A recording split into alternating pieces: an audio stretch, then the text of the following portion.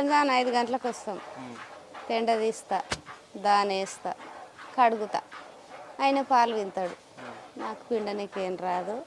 పింత కానీ నాకు మెడలు తిరగవు, నేను విండను. నాకు కూడా వస్తుంది కానీ ఇంకా నా ఆరోగ్యం మంచిగా ఉండదని పిండ. చేస్తా, అన్నీ చేస్తా. మేత కోస్తా, పొట్టు పడతా, దాని వేస్తా, నీళ్ళు పోస్తా, కడుగుతా. కానీ పింతే నా ఆరోగ్యం మంచిగా ఉండదు, పిండను.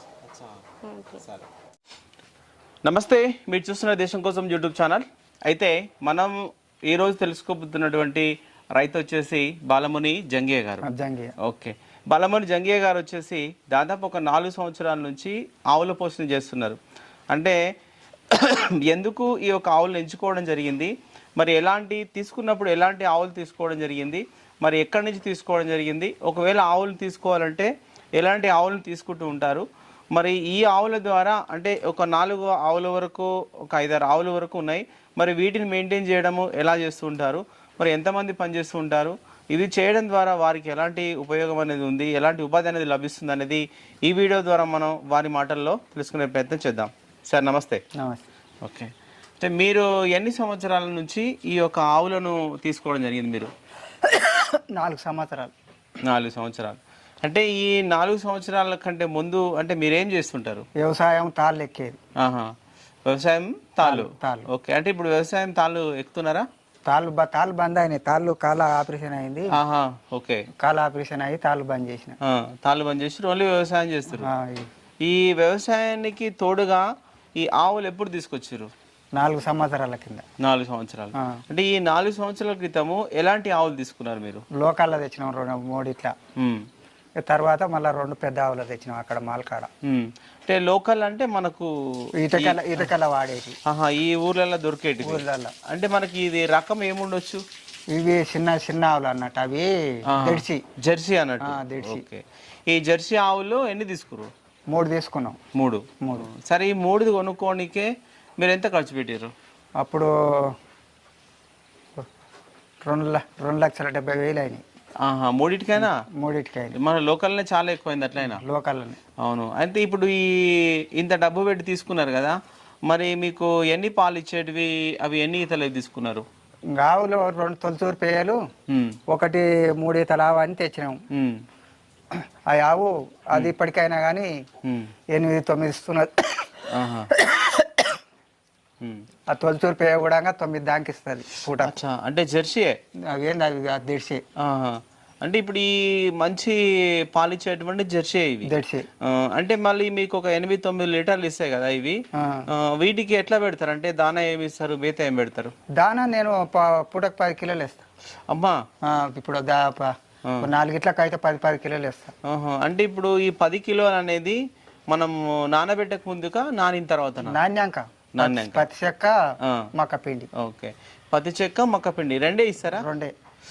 ఈ 2 మనకు పత్తి చెక్క ఎప్పుడు నానబెడతారు, మళ్ళీ ఈ మక్క పిండి ఎప్పుడు ఇస్తారు? పత్తి చెక్క పొద్దున్నే నానబెడతాము, ఇవాళప్పుడు వేసినాము. మళ్ళా ఇప్పుడు పొద్దుగంత నాన వస్తే మళ్ళీ తెలంగాణ వేస్తాం. అచ్చా, సరే. అయితే మనకు మరి మీరు ఒక్కటేసారి 10 కేజీలు వేస్తారు కదా, అంటే మనకు పాలు ఎక్కువ ఇస్తుంది అనే ఉద్దేశంలోనే పెడుతుర్రా ఎట్లా? ఎక్కువ ఇస్తుందని, ఆవు దిగ్గారిపోతుందని ఎక్కువ ఇస్తుందని పత్తి చెక్క ఎక్కువ ఇస్తాం. ఓకే, అంటే ఇప్పుడు మీకు ఆల్రెడీ ఒక 4 సంవత్సరాల నుంచి ఉన్నాయి. అంటే ఇవి ఒకసారి ఇన్ని తర్వాత అన్ని సంవత్సరం వరకు మనకు అట్లనే ఇస్తుందా పాలు? పాలు ఎప్పుడు మా బంద్ కావు, నేను ఎప్పుడు వింటానే ఉంటాను. దాకా ఒకటి ఏళ్ళాక కూడా వింటా. హనుమంతోటి. అచ్చా, ఇప్పుడు మనకి ఎక్కువ ఇస్తుంది కదా హనుమంతోటి, ఎక్కువ ఇచ్చినప్పుడు మళ్ళీ అది కొంచెం డౌన్ అవుతుంది. డౌన్ కాకుండా కాల్చను మిడల్ మిక్సర్ వేస్తా. మిడల్ మిక్సర్ కాల్చన్ వేస్తే డౌన్ కాదన్నట్టు ఆవు. అచ్చా, ఓకే. సరే, అయితే ఆ 3 అయితే మీకు లోకల్వి మంచి పాలు ఇస్తున్నాయి.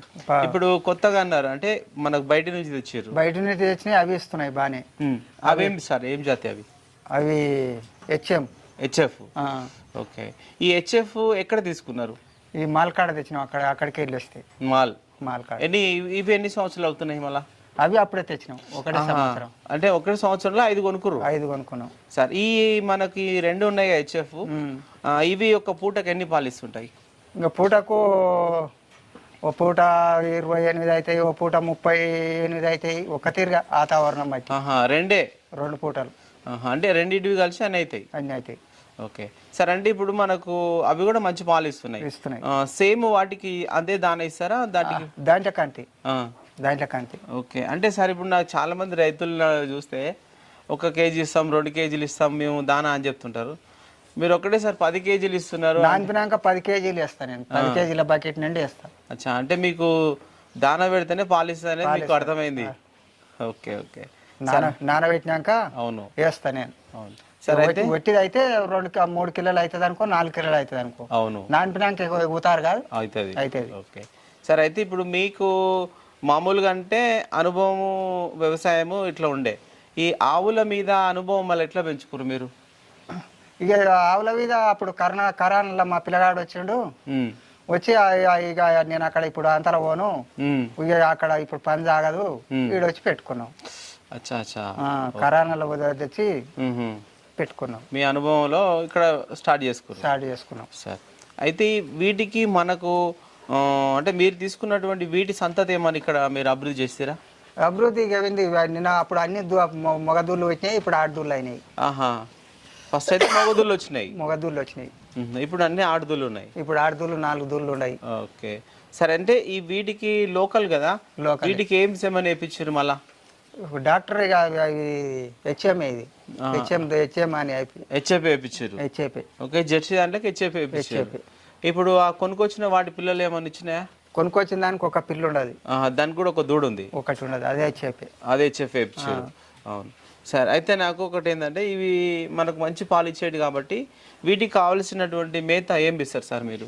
మేత వరిగడ్డి, సొప్ప, ఇంకా ఇవే. ఈ వరిగడ్డిని మీరు పచ్చి మేతలో కలిపి పడతాం. అంటే ఈ పచ్చి మేత ఏంటి మీది?